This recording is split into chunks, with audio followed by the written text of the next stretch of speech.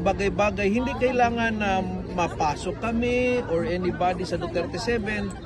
Ang takot kasi namin itong 2028 elections. Because it's a major election, it's a shift. So, kailangan ang COMELEC, we have to open everything up. Kasi kung walang mangyayari, wala tayong bibilangin ulit, parang status quo pagdating ng doon pa tayo mag-aangal ng bilangan after 2028. Ngayon na natin gawin. Hindi ito laban ng Duterte 7 na sana maging senador kami. Laban ito ng katotohanan. Ngayon, kung wala ka namang fear na merong issue, may problem nangyari, ipa-recount nyo na lang. Yun na naman ang request eh. Para sa 2028, talagang confident ang lahat na yung boto natin ay mapapangalagaan, hindi makukuha. May mga doubts po kasi eh. May mga doubts kasi hindi naman ako naghusga. Pero i-allow nila yon na magkaroon ng manual recount para po maging tahimik na at maging confident na in preparation for the 2028 election.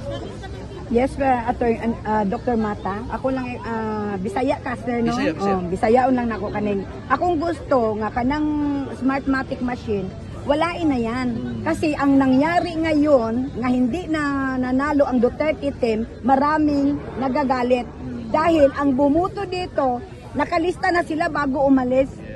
From Bundok to Philip Salvador. Yes. Bakit nanalo si Bungo, nanalo si Bato? Bakit tatlo lang ang lumabas? Na pag magbuto ang mga OFW, straight man yan. Correct.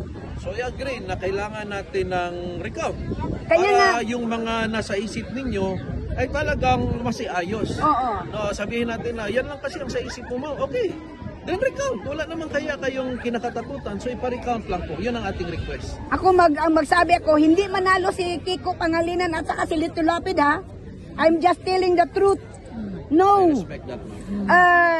Kibuloy is the number one because I interview. I am Bekent. Yung Bekent? Naging known, familiar. Yes, Oo. yes, Kasi sinabi ko, kung gusto ninyo maging ang Pilipinas maging Singapore, iboto ninyo si Kibuloy. Anuhin pa niya ang pera.